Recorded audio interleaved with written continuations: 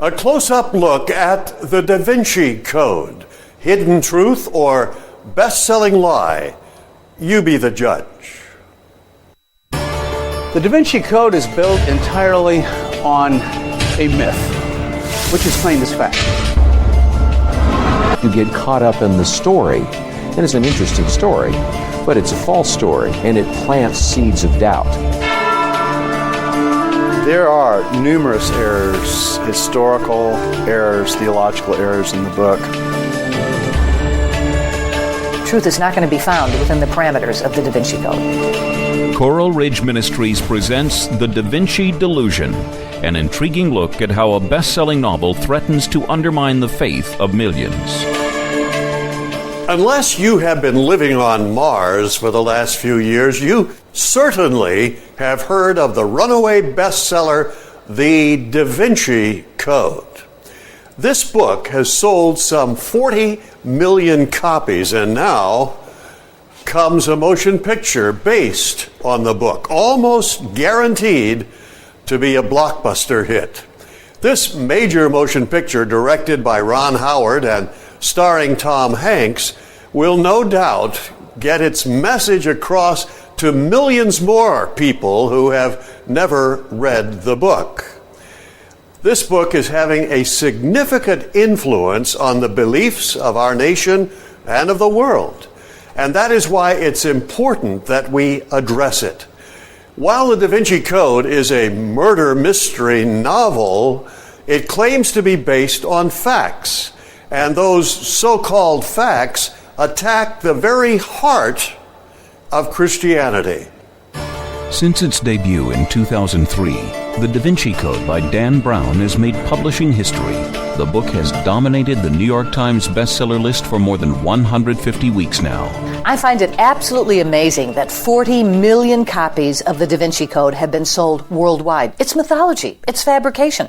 My question is, why would people want to go to the fabricated version of who Jesus Christ is and not run with the same enthusiasm toward the revealed truth of Scripture that tells us who the real Jesus Christ is? Well, the popularity of the Davinci Code is incredible. Millions of people are not only enjoying it as a fiction book, but they're taking tours to go see the places that are mentioned in the book. They're trying to get some of the other manuscripts and documents that are mentioned in the book.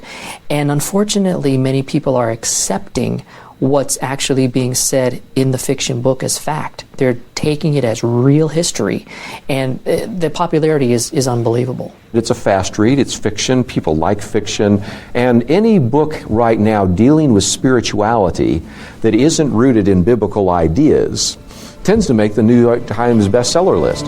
And now comes the Hollywood feature film, with all the potential of becoming a blockbuster hit, with worldwide release scheduled for mid-May. The Davinci Code is a murder mystery thriller that opens up in Paris, beginning in the Louvre. But in the course of telling its story, it makes massive claims about Jesus Christ, that he was secretly married to Mary Magdalene, that the New Testament is false propaganda, and that he was not divine. Many young people, even professing Christians, have read the book and look forward to the movie. I have read the Davinci Code. My parents have read it. Most of my friends have read it. My cousin, who is a Christian, is reading it. I do plan on seeing the Davinci Code because Tom Hanks, he's good. He's a good actor. Yes, I'll probably see the Davinci Code when it comes to theaters. The fiction claims to have a factual backdrop. Does it? It's an interesting story, but it's a false story, and it plants seeds of doubt. I began to see this when I would go to Worldview weekends, and I began to have more and more college students come up to me and say, do you think Jesus was married? Are we really sure that the Bible includes all the Gospels? It's one thing to take the novel as a complete fiction. It's another to take its so-called facts as factual. One of the big objections I get every time that I diss the Davinci Code is, chill out, Meyer, it's fiction, isn't it? I get this again and again, and I'm loaded for bear with the answer. Every novel that you've read has fictional foreground characters, but in the background there's a credible setting, isn't there? Have there been any novels written about World War II? Yes, many. Okay. Funny thing, in all those novels, the Allies win and the Nazis lose, don't they? I wonder why. Because that's what happened. See, the reader expects the background to be credible and accurate. They just assume that. What kind of impact is the Da Vinci Code having on people's faith? For example, our young? They're saying that, that Jesus wasn't who he said he was, and obviously we see, it just totally disagrees with Scripture. Well, it's clearly not the biblical Jesus. I think it really tries to tear down what Christianity is about. He presents his information to the point to a person who wouldn't know any better, would believe it. If someone's not strong in their faith and not well versed in history, I feel it could be very confusing. The National Geographic Society commissioned a scientific survey in Canada. What percent of the people who had read the Da Vinci Code by Dan Brown believed that its basic thesis was true? The answer, 1/3, 32% was the exact figure. 1 out of every 3 Canadians thinking that it's true. So yes, when you try to play both sides of the street, as Dan Brown has, that, oh yes, it's a novel and yes, it's fictional, and then at the same time he goes on Good Morning America, he goes on the Today Show, tells Matt Lauer, tells Charlie Gibson and these people that no, it's based on historical truth. In fact, he was asked the question, if you had to write this as a non-fictional work, would you change anything? He said no, because it's true. Here's another example of the negative impact of the novel's misinformation. Well, my daughter's 18 years old, and a bunch of girls at her school read the Da Vinci Code. And she had her faith shaken. And she came home and she started asking questions. Well, how do we know the Bible's true? And how do we know Jesus didn't have a wife? And I walked her through step by step, explaining to her where these lies came from.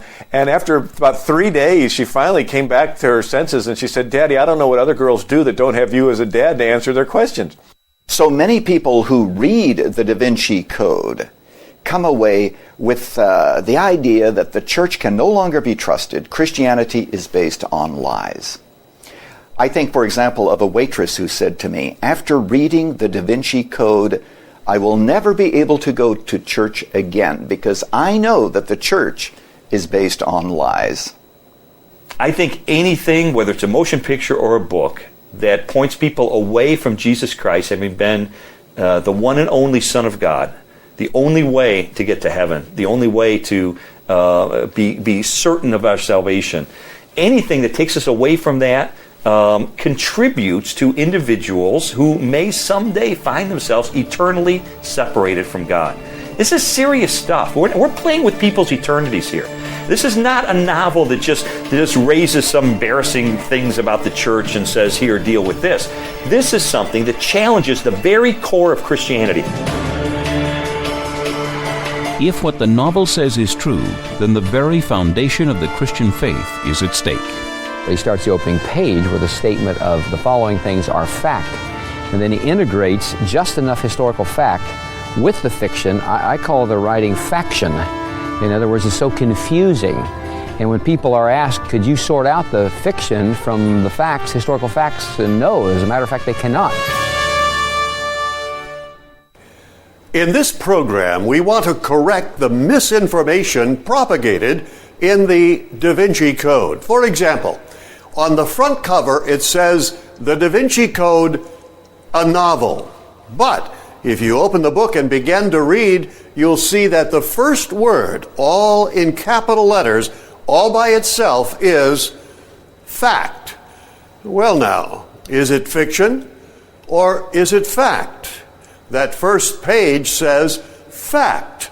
All descriptions of artwork, architecture, documents, and secret rituals in this novel are accurate. But upon closer examination, are they really as accurate as the book claims?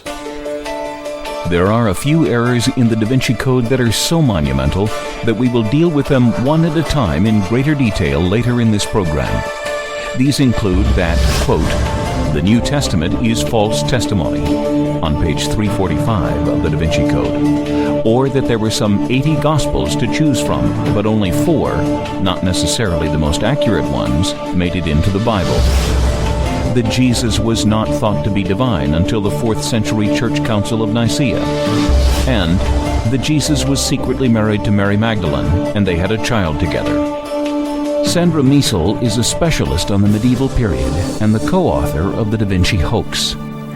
The Da Vinci Code has taken most of its information from 2 unworthy sources, Holy Blood, Holy Grail, and the Templar Revelation, which are not written by reputable historians. Nothing in there would be backed by reputable historians. In addition to these, there are dozens and dozens of less important errors that undermine the book's claim to be factual. Dr. Paul Meier is a professor of ancient history at Western Michigan University and the co-author of The Da Vinci Code, Fact or Fiction. First part of the book, hey, it's a page-turner. It's a lot of fun. But boy, then suddenly when this character Leigh Teabing, this English expatriate, shows up outside of Paris, then look for about 6 lies per page after that point. Here's a small sampling of such errors. Error. The chief murderer in the novel is an albino monk from the Catholic group Opus Dei. Fact. Opus Dei, which is Latin for the work of God, a real organization founded in 1928, has no monks. In fact, the idea itself is contrary to their purpose, which is to energize Catholic lay people. There are absolutely no monks in Opus Dei, albino or otherwise. The real Opus Dei is ordinary Catholics trying to search for God in their work and everyday lives. Error. The Priory of Sion, which looms large in the novel, is an organization from medieval times dedicated to preserving the secret of the supposed marriage of Jesus and Mary Magdalene. Fact. The Priory of Sion, as described in the Da Vinci Code, was created out of whole cloth in 1956 by a French anti-Semitic conman named Pierre Plantard. In 1975, documents were found in the Bibliothèque Nationale in Paris that allegedly proved the priory is as old as 1099, and that Leonardo da Vinci and Isaac Newton and other luminaries secretly presided over it. These documents were proved to be fakes. Pierre Plantard did time in prison for having committed fraud and similar crimes, and was a very odd character, made very large claims for himself, particularly that he was the carrier of the Holy Blood and the rightful king of France. And his secret organization had enrolled all kinds of famous people, including Joan of Arc, Victor Hugo, Botticelli, Newton, etc., etc. He had to confess under oath in a French court in 1993 that this was not true. And the court said, keep your nose clean. He faded into obscurity and died in the year 2000 in disgrace. Error. The Roman Emperor Constantine was a pagan. Fact. Only God knows the heart, but Constantine claimed to be a Christian. He gave freedom to the Christians for the first time in the 300 years of their existence. He was a Christian layman, no question about that. He wasn't baptized till his deathbed.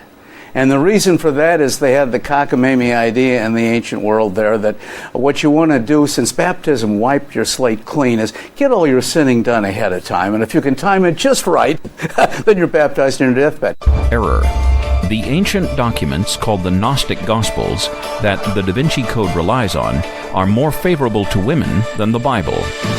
Fact. Unlike the 4 true Gospels, the ones found in our Bible, the Gnostic Gospels can be degrading to women. Dr. Erwin W. Lutzer is pastor of the Moody Church in Chicago and the author of The Da Vinci Deception. Oftentimes we hear this: the Gnostic Gospels were much more favorable toward women. Indeed, that's one of the reasons why the Da Vinci Code sells so well among some feminist groups, because, after all, Jesus intended that the church be based on Mary Magdalene. But what you find in the Gnostic writings oftentimes is very opposite to that.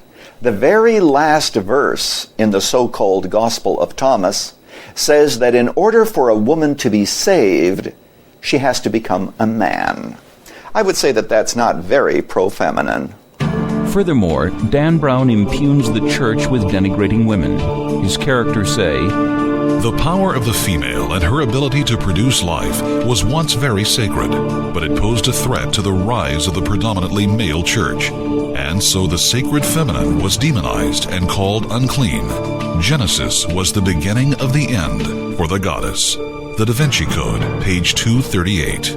No one elevated the status of women better than Jesus Christ. But that takes us right back to the Da Vinci Code and this whole idea of the sacred feminine. Janet Parshall is a radio talk show personality and the host of a video exposing the Da Vinci Code. Wait a minute. I know that I'm fearfully and wonderfully made as a woman. I know that God's plan for perfection wasn't completed according to His word in Genesis until He made woman. I know that I was designed by God to be a woman for His sovereign purposes. That's a pretty sacred concept, isn't it?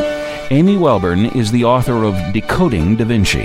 When you look at history objectively, you see that in Christianity, women have been celebrated as saints and teachers and heroes for 2,000 years, including Mary Magdalene, from the very beginning, if we look at the Gospels. Error. 5 million witches were murdered by the church because of the witch's hammer book. Fact. Recently, historians put the number somewhere between 30,000 and 50,000, far less than 5 million. Every time Dan Brown gets a figure or a number, he exaggerates. He claims that 5 million witches were burned. Now, I'm not going to defend the church by saying, oh, no, there were only about 50,000, and therefore the church was okay on that. One witch burned was too many, understand. But again, we have a vast over-exaggeration of any numbers in this respect. Error. The Dead Sea Scrolls contain messages about Jesus the church tried to suppress. Fact. The Dead Sea Scrolls are Jewish writings that predate Christianity. Jim Garlow, co-author of Cracking Da Vinci's Code.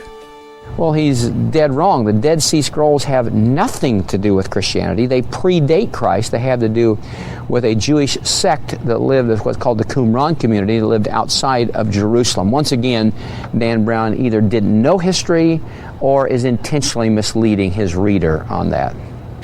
And on it goes with the errors in the Da Vinci Code. As a professor of ancient history, if my students did something like that, I'd flunk them. Don't they have editors at Doubleday in New York? Don't they have fact checkers? 50 years ago, Doubleday or any other New York publisher would never have published this book, at least without tremendous revision. According to what we have just seen, the facts in Dan Brown's novel are not true. They're not facts. As has been said, everyone is entitled to his own opinion, but he's not entitled to his own facts. Think about it. Suppose there were a novel where the entire premise was built on the assassination attempt against the King of the United States of America. Why, that's absurd, you say. Perhaps people might enjoy the story as pure fiction, but no one would lend historical credence to its facts because everyone knows we have no king. Yet, the Da Vinci Code is every bit as fictitious as this hypothetical plot line, which you know if you're familiar with a few basics of early Christian history. The only reason Dan Brown can get away with intimating a factual basis for his story is because there is so much widespread ignorance of early Christian history.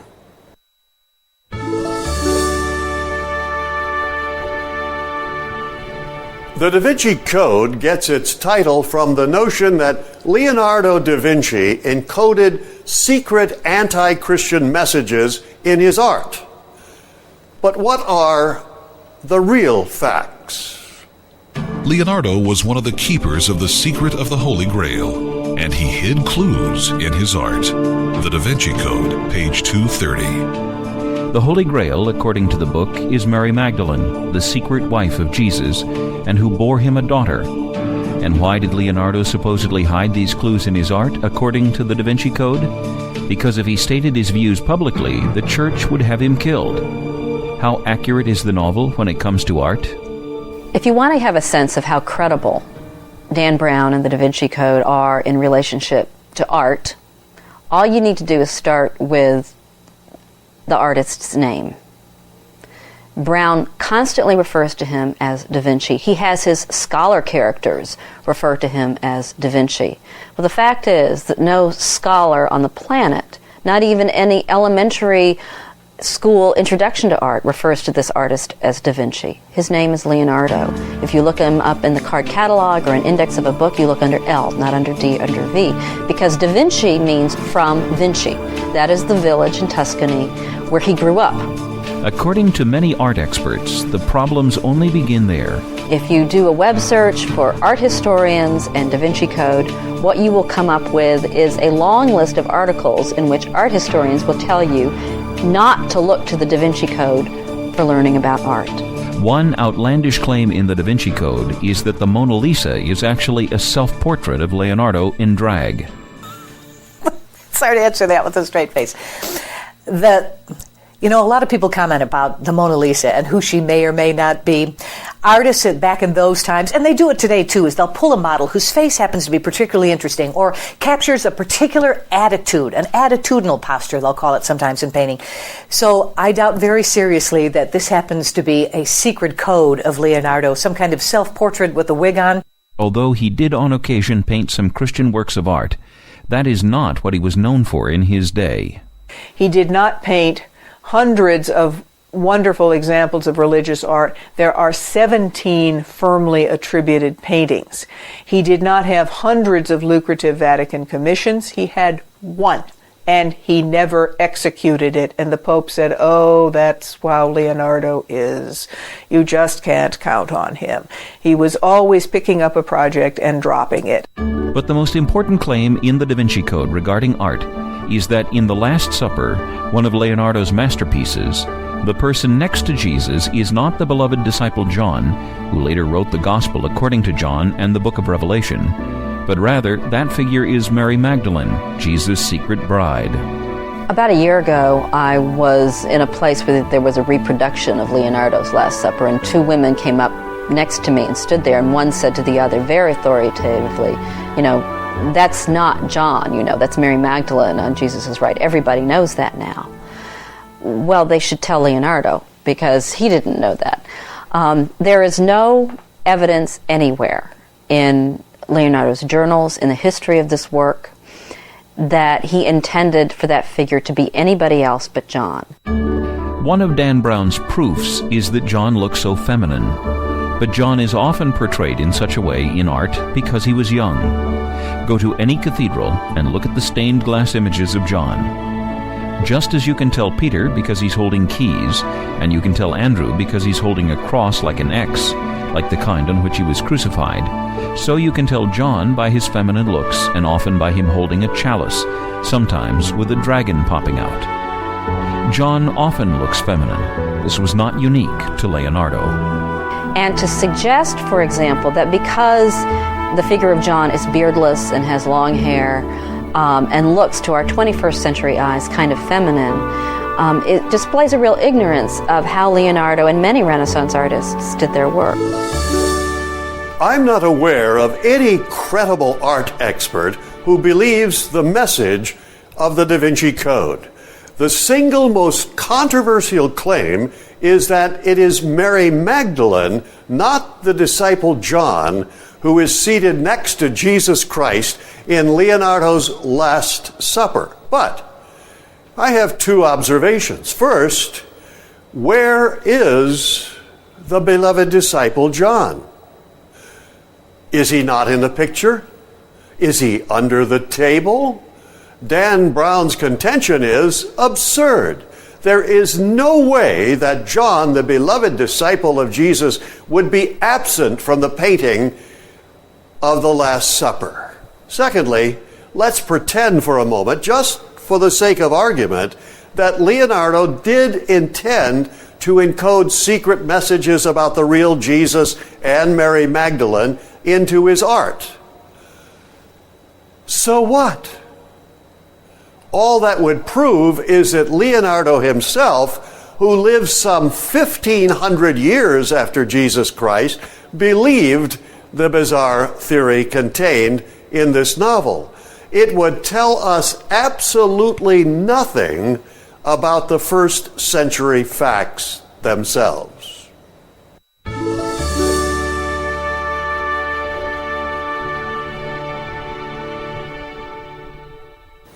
As we continue our look at the Da Vinci Code, let's consider what it says about the four biblical Gospels: Matthew, Mark, Luke, and John, the only Gospels from the first century. Can they be trusted? More than 80 Gospels were considered for the New Testament, and yet only a relative few were chosen for inclusion. Matthew, Mark, Luke, and John among them. The Da Vinci Code, page 231. In the Da Vinci Code is the suggestion that there are 80 Gospels. Dr. Darrell Bach, professor at Dallas Theological Seminary and the author of Breaking the Da Vinci Code and The Missing Gospels, Unearthing the Truth About Alternative Christianities. The best that I can count, there are maybe a couple of dozen books that have the name Gospel in them. And that includes the four Gospels. The clear implication in the novel is that the Church suppressed equally or even more valid Gospels that didn't tell the story the way the Church wanted it to be told. The major problem with that kind of approach can be stated in one word: evidence. Dr. Gary Habermas is a New Testament scholar and the author of The Historical Jesus. You've got the four first-century Gospels. They are the only four first-century Gospels. You say, well, that's because they squashed these other things. I want evidence. I want somebody to tell me what the books are, what are what's the competition, and what got squashed in this process. I'm saying there's nothing like that. Where's the data that there were competing Gospels decades after Jesus that got kicked out and only these four remain? Frankly, there are no written Gospels from the same time frame that are even in the picture. We don't have Gospels. We don't have stories of Jesus that are even competing. The characters in the Da Vinci Code base their unorthodox views of Jesus on the so-called Gnostic texts, which were discovered in Nag Hammadi, Egypt in 1945. According to the book, these texts painted a more accurate picture of Jesus than the Bible and were squelched by the Church in a power grab. Today people know much more about Gnosticism because in 1945, 52 Gnostic texts were discovered in Nag Hammadi, Egypt. And so we have for the first time, first-hand Gnostic texts. Dr. Peter Jones is the executive director of Christian Witness to a Pagan Planet and a professor of New Testament at Westminster Seminary in California. And since that time, they have been used by a certain wing of radical New Testament scholarship to argue that they represent actually the earliest form of Jesus' teaching and the earliest group of disciples around Jesus, who, according to this thesis, were all Gnostics. Though Gnostic beliefs were not monolithic, Gnostics generally believed that matter was evil and that Jesus could not be God in the flesh because flesh was material. Rather than accepting salvation through the atoning death and resurrection of Jesus, Gnostics felt that one could only be saved through receiving secret, esoteric knowledge given by a privileged few. Sandra Miesel describes a Gnostic view, for example, of Jesus. The Gnostic Gospels have a rather peculiar spiritual being who floats over the grass and is not necessarily really there, did not die on the cross, did not rise from the dead, and is some kind of angel come to earth to enlighten us. In the Gnostic system, and these were a stubborn band of heretics in the early church, small in number, but rather noisy. The Gnostics say that you are saved not because of the sacrifice of Jesus, you are saved because Jesus and his followers told you a secret. These Gnostic documents paint a bizarre picture of Jesus, one greatly at odds with the Jesus of the New Testament. If you actually sit down and try and read a Gnostic gospel, it will make your brain itch. They are treatises about the ancient powers of light and darkness and the archons and the aeons and how every man has a spark of the divine within. We're not all sinners, we have a spark of the divine. Well, there's a rather large difference in concept of humanity there. And they are not real documents about a real person. And that is the thing that immediately distinguishes these Gnostic documents from the authentic scriptures. These two pictures of Jesus are profoundly distinct, that they are indeed contradictory.